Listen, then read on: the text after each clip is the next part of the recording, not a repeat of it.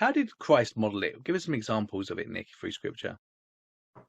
That's a great question. And yeah, Christ was the perfect example of humility, because humility is really the creature living as he ought to before God. And Christ, the Son of God, as he became man, taking to himself a true body and a reasonable soul, he demonstrated in his humanity perfect humility, and you see that in his relation to God.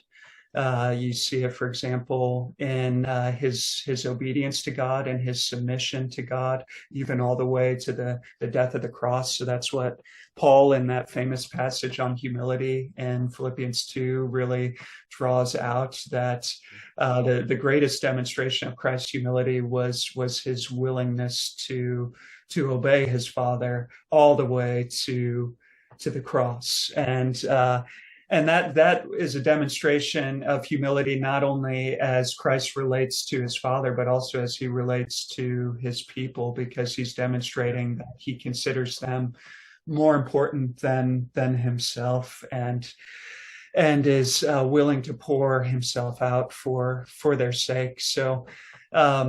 So yeah, you see it in his relationship to God by way of obedience, also by way of prayer. He was a man entirely dependent upon God. He could do nothing apart from his Father, and he relished in communion with his Father above everything else. So you see him sneaking away, even sometimes all the way through the night, just to enjoy the presence of his Father. That's humility.